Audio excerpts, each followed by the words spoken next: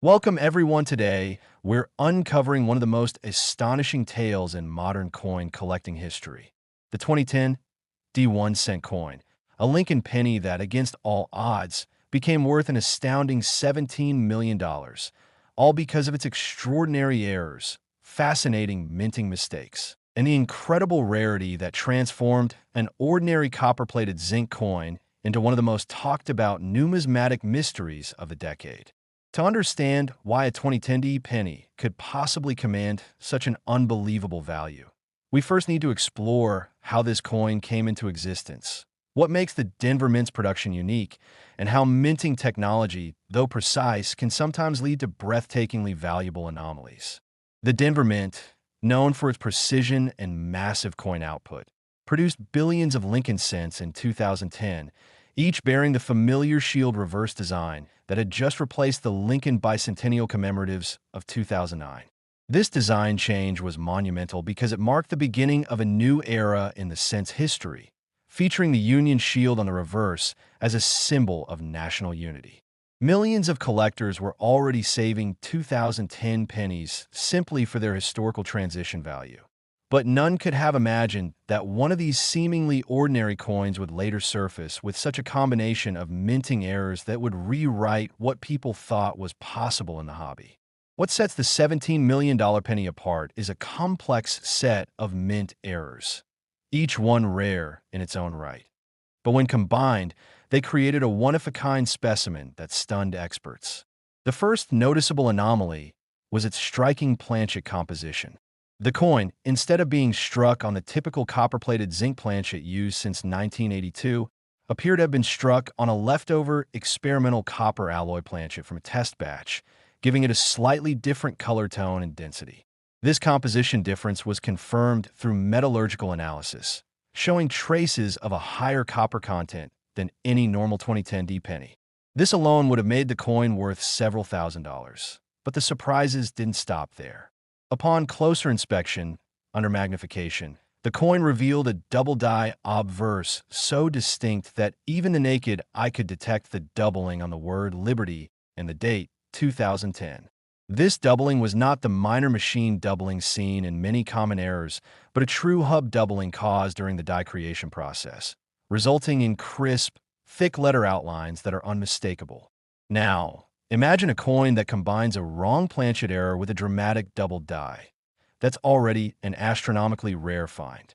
But the story becomes even more surreal when we move to the coin's reverse. The Union shield design shows what experts describe as a misaligned reverse strike, where the entire design is shifted slightly off-center, causing the rim to appear thicker on one side and nearly cut off at the other.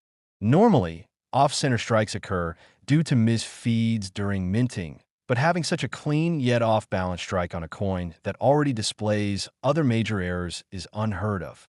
The coin also showed signs of die clash marks, subtle ghost-like impressions of the obverse image appearing faintly on the reverse surface, suggesting that the dies struck each other without a planchet between them at some point.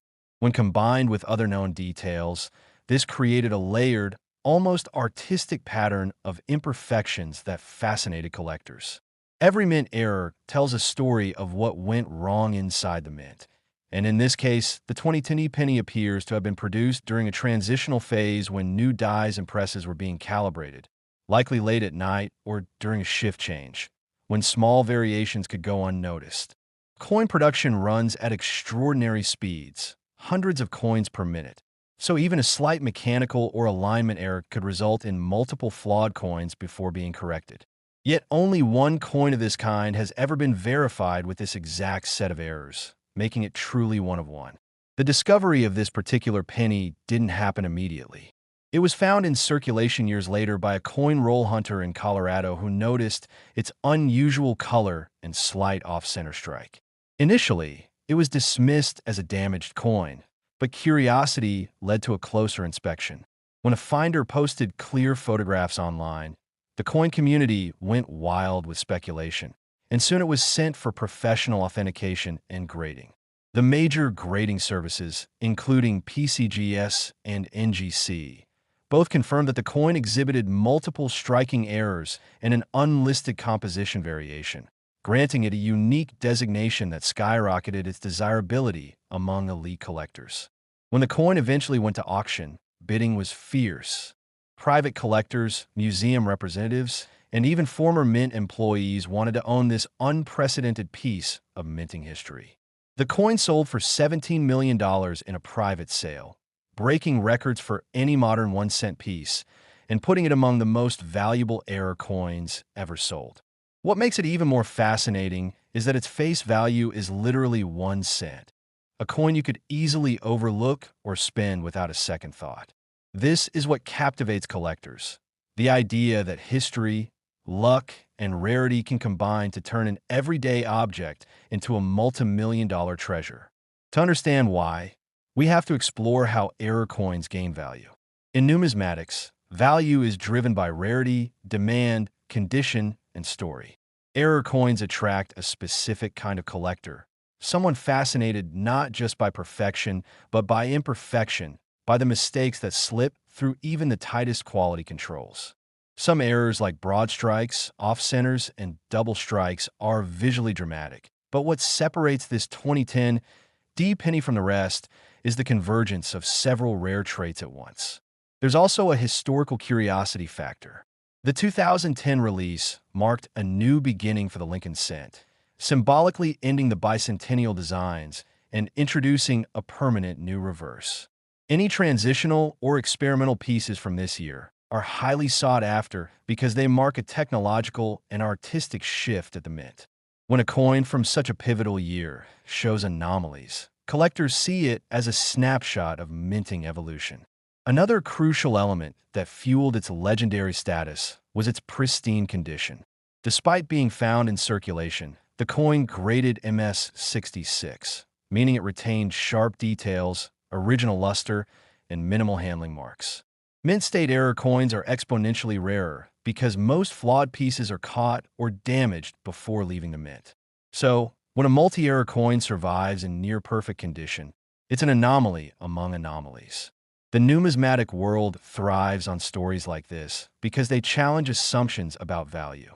How can a penny, the lowest denomination in the U.S. currency system, be worth millions? The answer lies in the narrative. This coin is a physical reminder that even machines designed for perfection are vulnerable to human oversight, mechanical wear, and timing mishaps.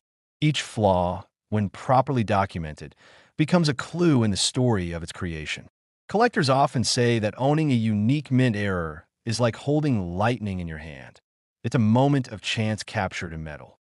The 2010 $17 million penny's fame also sparked renewed interest in error hunting. Suddenly, thousands of people began inspecting their loose change, hoping to find the next big discovery. Videos, articles, and even television segments were produced to discuss what kinds of mint errors to look for, from double dies to planchet swaps, off-metal strikes, and missing layers. Coin shows across America saw increased attendance as enthusiasts wanted to learn how to identify legitimate mint errors and distinguish them from post-mint damage.